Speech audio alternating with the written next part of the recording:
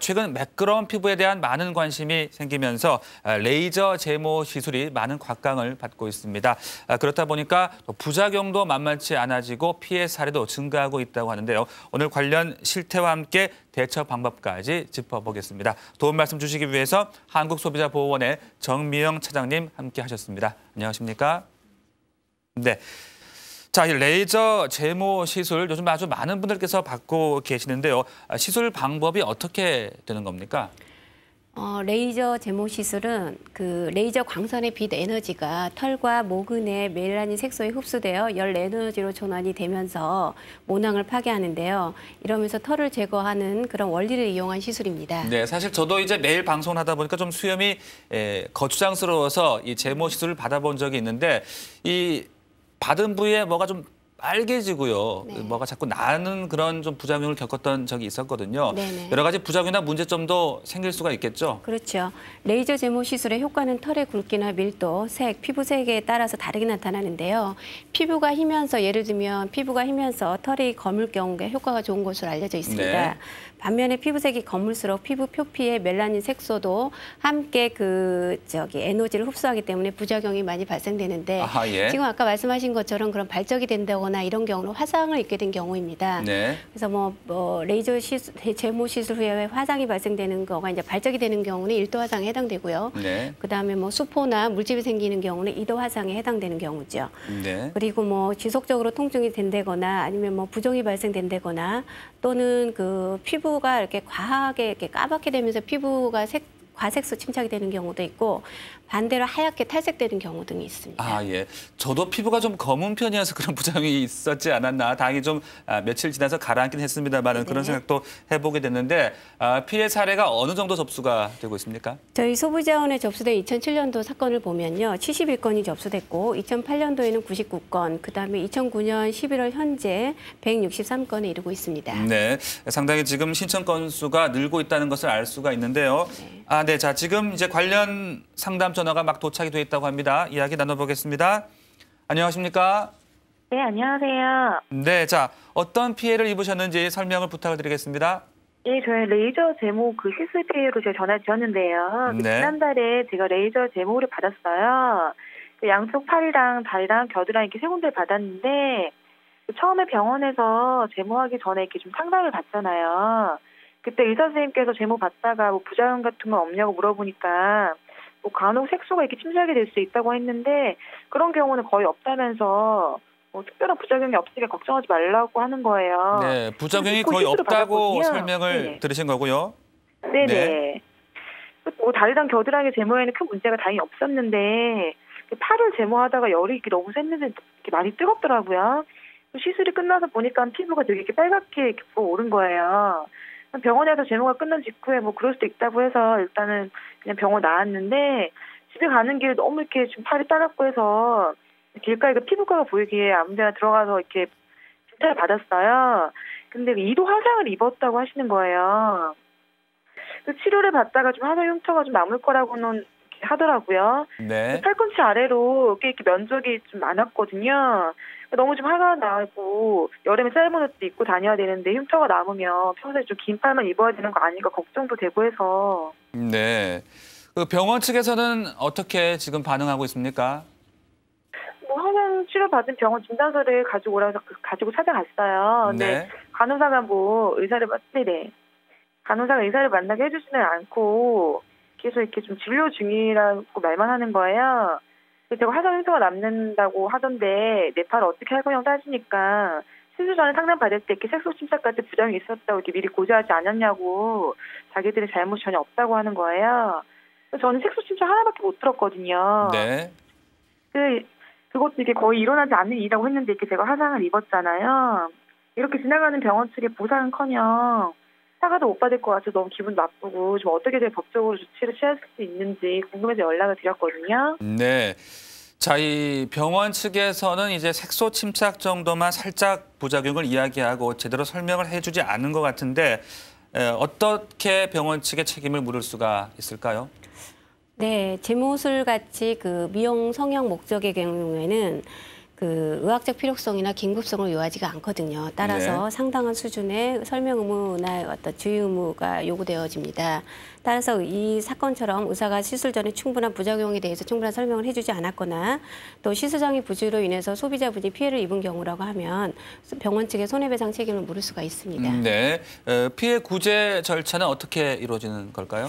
일단 이제 소비자분이 이 동사건과 같이 그 제모 시술 후에 부작용을 발생을 이유로 이제 저희한테 상담을 의뢰를 하면서 관련 자료를 제출을 할 경우에 첫 번째는 이제 사실관계를 파악을 하죠. 그래서 담당자가 그 사건 판단을 하시면서 첫째는 피해가 발생된 게 사실인지, 피해가 발생되었다고 하면 피해가 확정되었는지, 아니면 치료를 계속 받고 있는지, 아니면 흉터 등이 발생을 해서 향후에 치료를 계속 받게 될 경우에인지 아닌지에 대해서 판단을 합니다. 그래서 치료가 완료된 경우라고 하면 의사에게 이제 과실 유무 판단을 해야 되는데요.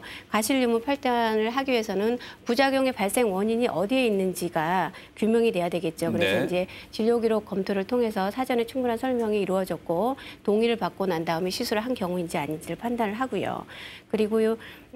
이제 부작용이 발생된 원인 규명을 하기 위해서 이 부작용 발생 원인이 어디에 있는지를 이제 진료 기록 통해서 충분히 검토를 하고 네. 관련된 사진이나 이런 부분을 확인을 하기도 하고 또 전문가 의견이 필요한 경우에는 자문을 받아서 충분한 사실 조사를 한 다음에 의료인의 과실이 인정이 될 경우에는 의료인의 과실이 인정이 되고 의료인의 과실로 인해서 피해와의 인과관계가 성립이 된다고 하시면 인정이 될 경우에는 저희가 합의 공고를 하고 있습니다. 네.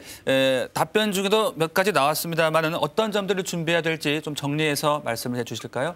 먼저 이제 그 피해가 발생된 사실이 확인이 돼야 되겠죠. 네. 그 사실 확인을 하기 위해서는 시술받은 병원의 진료 기록이 먼저 필요합니다. 그리고 그 부작용으로 인해서 이제 치료받은 병원의 진료 기록이랄지 또는 뭐 진단서, 소견서 등이 필요하고요. 사진이나 또 뭐 흉터를 객관적으로 입증할 수 있는 자료가 있으면 더 도움이 될 수 있을 것 같고 또 흉터로 인해서 어떤 흉터 교정술이 필요한 경우도 있습니다. 네. 그런 경우에는 향후 치료비 추정서를 발급받으실 경우에는 어떤 손해배상 책임을 물을 때 좀 객관적으로 평가할 수 있는 자료가 될 수 있겠죠. 네, 알겠습니다. 답변 잘 듣고 계셨죠? 네네. 네, 지금 말씀하셨던 서류들 잘 첨부해서 진행해 나가시기를 당부를 드리겠습니다. 예, 알겠습니다. 감사합니다. 네, 오늘 상담이 큰 도움이 됐으면 좋겠습니다. 감사합니다. 네. 네. 자, 그래요. 방금도 이제 화상 부작용을 말씀을 하셨는데 네. 부작용 사례가 어떤 것들이 많이 접수가 되고 있습니까?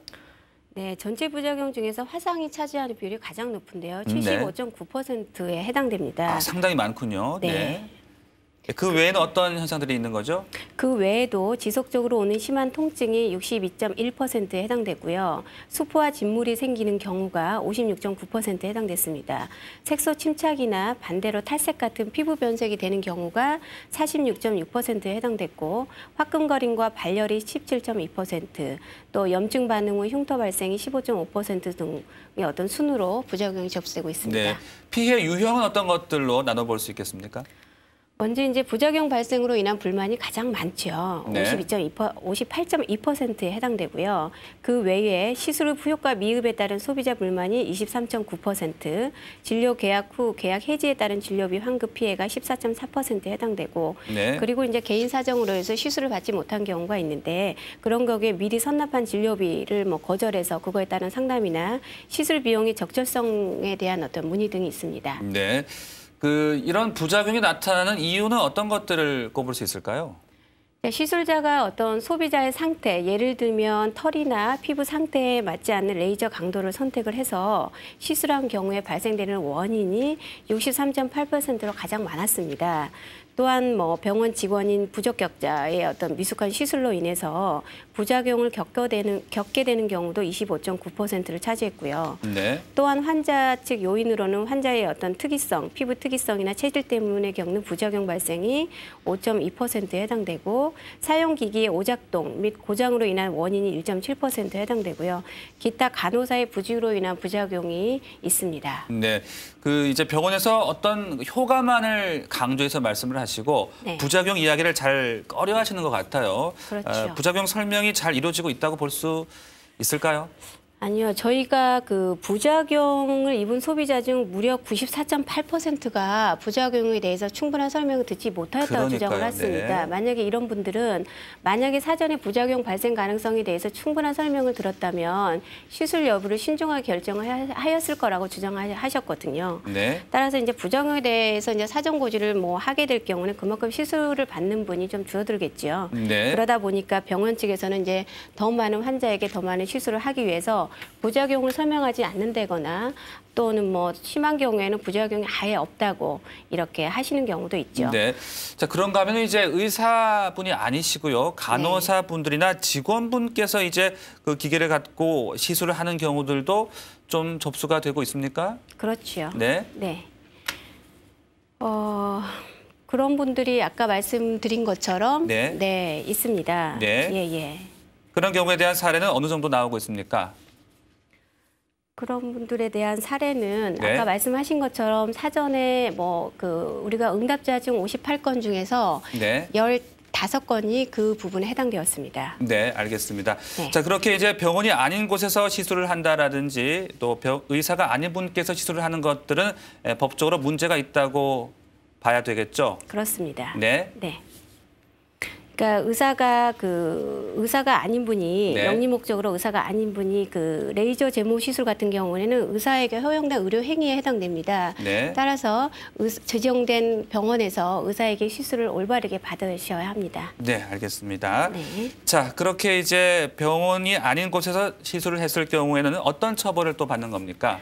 영리 목적으로 의사가 아닌 분이 네. 의료 행위를 한 경우에는 무면허 의료 행위에 해당됩니다. 따라서 네. 보건범죄 단속에 대한 특별조치법에 따라서 무기 또는 2년 이상의 징역에 처하게 됩니다. 네, 시간 관계상 조금 줄이면서요. 그 다음 질문들로 넘어가 보겠습니다. 네. 이제 그 피해를 입은 이후에 대처도 물론 중요하겠습니다만은 여러 가지 꼼꼼하게 따져 보셔야 될 텐데요. 네. 피해를 당했을 때 어떤 점들을 좀 챙기셔야 되겠습니까? 네, 첫 번째로 먼저 시술을 받기 전에 시술을 받아야 될지 말지에 대해서 충분하게 생각을 하고 신중하게 검토를 하셔야 됩니다. 시술 네. 여부에 대해서 최종적으로 결정하시는 거는 환자의 몫이기 때문이죠. 따라서 레이저 시술을 받아야 될지 말지에 대해서 꼼꼼하게 따져보시는 게 좋을 것 같고요. 네. 두 번째로는 레이저 시술이 간단하다고 알려져 있지만 사실은 침습적인 의료 행위에 해당되기 때문에 부작용이 발생되는 사례가 종종 있습니다. 따라서 시술 경험이 많은 전문의에게 수술 받는 것이 도움이 될 것 같고요. 네. 세 번째로는 시술 전에 의사에게 부작용 발생이나 효과 등에 대해서 상세한 설명을 요구하고 시술을 결정하셔야 될 것 같습니다. 부작용이 전혀 없다거나 효과만을 강조한다거나 효과에서도 100% 시술 결과를 장담한다거나 또는 과장된 어떤 정보를 제공하는 그런 병원이나 의사는 피하는 것이 좋을 것 같고요. 네. 가장 중요한 부분인데요. 시술 과정에서 통증을 느끼실 경우에는 반드시 의사에게 의사 표시를 하셔야 됩니다. 시술 과정에서 발생된 통증은 과도한 레이저 에너지 조사로 인한 어떤 신호이거든요. 네. 따라서 이런 극심한 정도의 통증이 있을 때는 의사에게 의사 표시를 하셔야 의사분이 그 부분에 대해서 레이저 출력량을 조절을 하셔서 시술을 하면 피해를 예방할 수 있는 것이죠. 그리고 시술 후 관리에 따라서 이제 상처 회복 정도가 달라지기 때문에 시술 후 관리에도 신경을 쓰셔야 될 것 같고요. 네. 마지막으로는 시술 후 부작용이 나타났을 때는 반드시 병원을 방문해서 의사의 진료를 받으셔야 됩니다. 네네. 우리 조사 내용에서도 말씀드린 바와 같이 화상이 가장 많은데요. 화상에 같은 경우에는 그 조기에 진료를 받지 못했을 경우에는 2차 감염으로 돼서 흉터 등의 어떤 부작용이 발생되는 사례가 더 많거든요. 네. 따라서 확대 피해를 예방하기 위해서는 초기에 적절한 진료를 받아야만이 어떤 피해를 예방하거나 후유증을 줄일 수 있습니다. 네, 알겠습니다. 지금까지 레이저 제모 시술 관련 소비자 피해 실태와 대처 방법까지 짚어봤습니다. 오늘 도움 말씀 고맙습니다.